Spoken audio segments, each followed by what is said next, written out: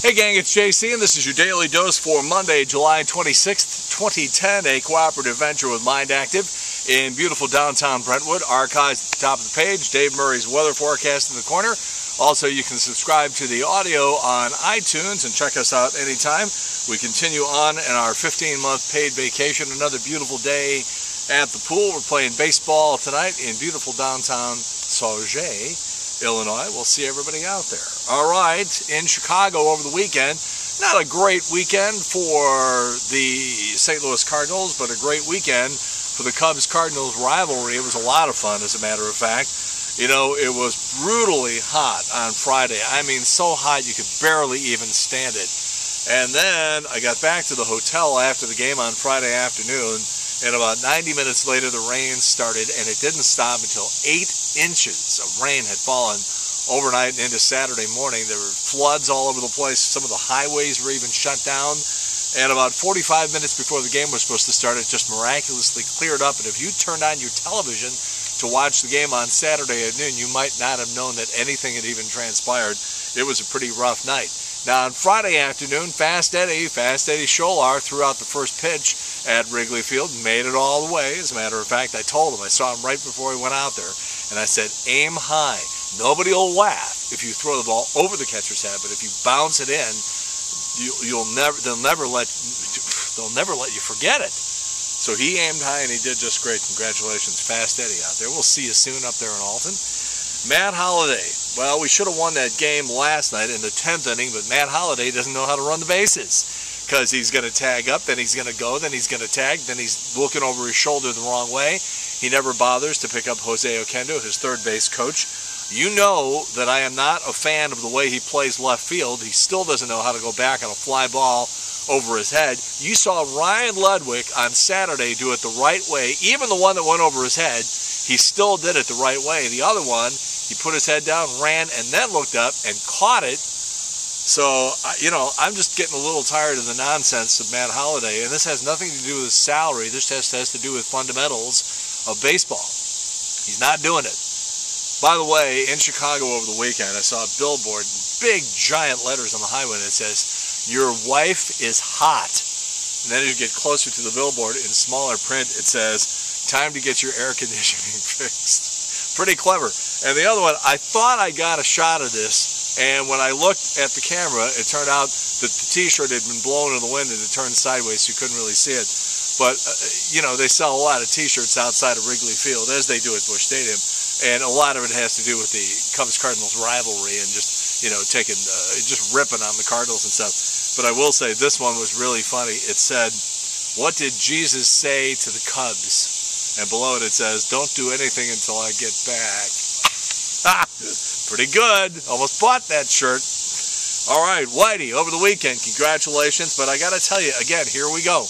There was just a controversy a couple of weeks ago about the Stan Musial statue and the fact that it doesn't really look like him. It looks like he's swinging a giant turkey leg. It doesn't even look like a bat. Everything's out of proportion. It doesn't look like Stan. Well, now take a good look at the plaque that's going to represent Whitey Herzog in Cooperstown. It doesn't look like Whitey. It looks like it's that artist rendering stuff. You know, if you get somebody doing an artist rendering or somebody doing a caricature, watch out if it's your face. Because I got to tell you, you look at this Whitey plaque, and the thing makes him look like a cross between Ron Howard and Ed Begley Jr., a police sketch artist who had never even seen Whitey Herzog in his entire life and was just being given descriptions. He's got this kind of hair, this kind of eyebrows, this kind of nose.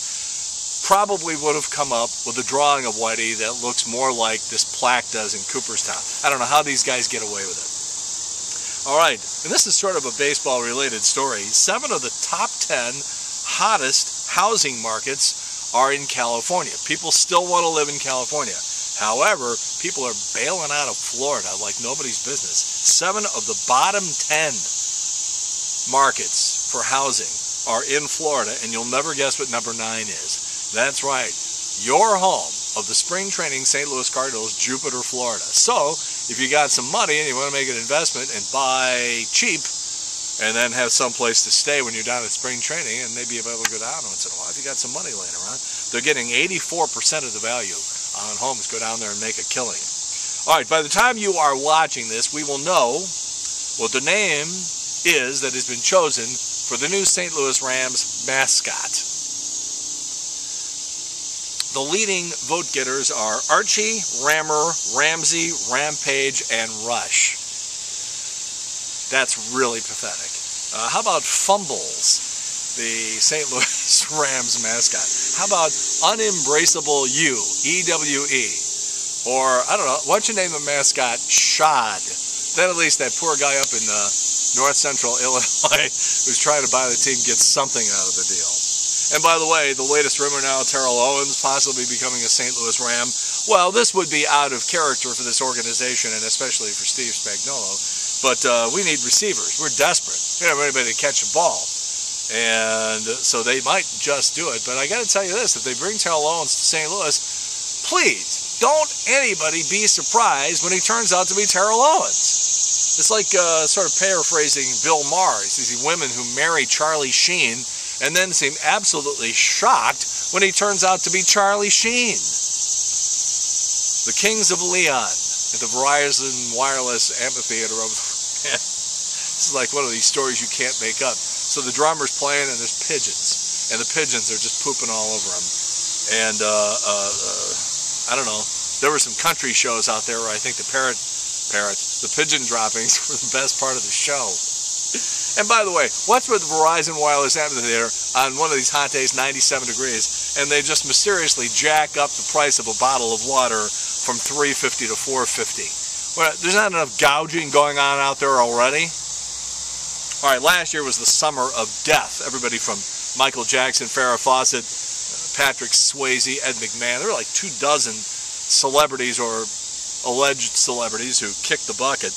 This year, it turns out it's apparently going to be the summer of weddings. Orlando Bloom and Miranda Kerr, Javier Bardem and Penelope Cruz. Megan Fox got married, Carrie Underwood, Harrison Ford, Callista Flockhart, John Krasinski from The Office and Emily Blunt, Jenna Fisher from right here in St. Louis got married, Alanis Morissette, even big old fat Rush Limbaugh. What? He got married, Carrie Prejean, Kyle Bowler. What's going on? Brittany Murphy checks out a little less than a year ago. And everybody's like, well, she was on this, she was on that. And then they do the toxicology report. It's like, no, she was on some prescription drugs, but that's about it. Sort of a mysterious death. 6 months later, the old man kicks the bucket, too. He was only like, 39, 42, something like that. Well, now, it turns out LAPD is going to investigate the premises. They're going to go back and take a look. Apparently, somebody is suggesting that mold may have done both of them in. So we will follow that story. People keep asking me, JC, what are you going to do? You're going to be back on the air? I try to tell them all the time I can't do anything. I'm still under contract until March of next year. Last week, the big broadcasting companies like CBS were all up on the stock market. CBS up 3%, Cumulus up 5%, Entercom up 6%. The company that owns the station I used to work at, down 5 cents or 43 cents below what the company's CEO is offering to take the company private. That's not good. They might have to sell one of their stations to get some cash. They have 4. They used to have 5. They sold one of those to get some cash a couple years ago, and now there's rumors going around they might have to sell another station. So everything's rosy around the old place. All right, Mick Jagger, 67 years old today. In his defense, Jagger's looked 67 since he was about 30. Albert on Letterman tonight. How much you want to bet Channel 4 schmaltzes this up? They are not going to let Albert just appear on Letterman without trying to get a big old fat chunk of it. All right, JC's Wayback Machine. Our old buddy Craig Hawksley is featured this week in a 1986 television commercial for Placky Toyota, where he was imitating Mike Shannon. JC's Video Village, one of these cheesy 1986 3-part series done by Channel 2 about the local radio business back then. Not necessarily the news. John Jay and Brendan Ryan. We have some great shots of Whitey over the weekend in Cooperstown on JC's Eye Candy. Tomorrow, the top 10 things men shouldn't do after they turn 30. And, of course, it is Celebrity Tuesday. That's it. JC's Daily Dose for Monday, July 26, 2010. A cooperative venture with Mind Active in beautiful downtown Brentwood. In the meantime, we've beaten this one to death. Have a good one. See you later. Bye.